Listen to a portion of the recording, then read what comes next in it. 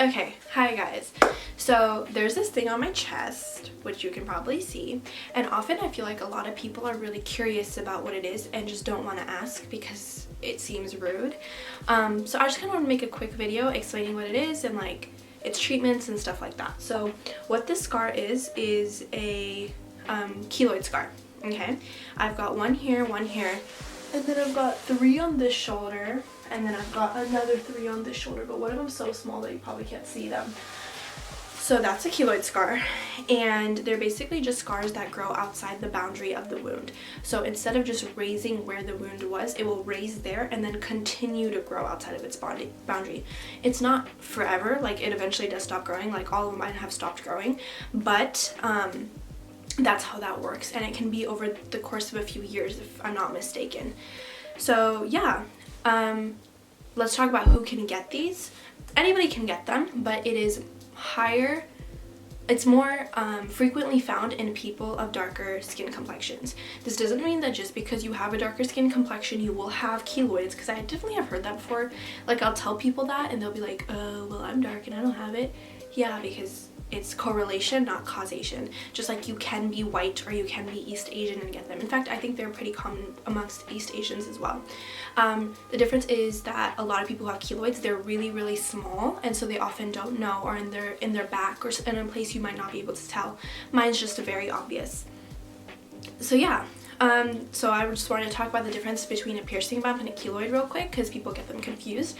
If you have a bump on your piercing, like whether that's a nose piercing or a helix piercing, which is where I believe they're the most common, and you think it's a keloid, and then you do the thing where you crush the aspirin and you put it on the bump for a few days and it goes away, you didn't have a keloid, you had a piercing bump, because keloids cannot be removed at home. Or at least I would hope nobody would try to remove them at home. They can only be surgically removed. I know you can get keloids from piercings. Like I've seen people's lobes get keloids, which thank the Lord that didn't happen to me because I have 6 total lobe piercings. But those would also have to be surgically removed. You couldn't just like put a little bit of aspirin on and they would go away. So a piercing bump and a keloid are 2 different things. And keloids obviously don't happen just because of piercings. They can happen because of anything. And I'm pretty sure the root of mine were acne. Like I think I just had acne that I picked at, or like maybe I had a zit here once and I picked at it, and at the time my skin was more likely to get keloids, because I don't think I get them anymore. I do believe that has something to do with excess collagen or something like that. I'm not a dermatologist, so I couldn't tell you, but I think that's the cause, and I hope that's the cause, because I know people literally get like collagen treatments or whatever, or like eat collagen thinking it's gonna make them look younger, because I think collagen has something to do with like cells regenerating. But I also don't want to keep talking because I could be very wrong right now. Okay, yeah, and then the last part is whether or not I hide it. I don't hide it. I'm pretty sure it's out in most of my videos so far, aside from maybe like 2 of them, just because I don't care. Like it's been on me forever. It grew so slowly that it was so gradual that I didn't even really, it wasn't like a surprise any one day that all of a sudden I had a keloid. And yeah, I mean, it's gonna be on my body forever, so why hide it? Hide it for what?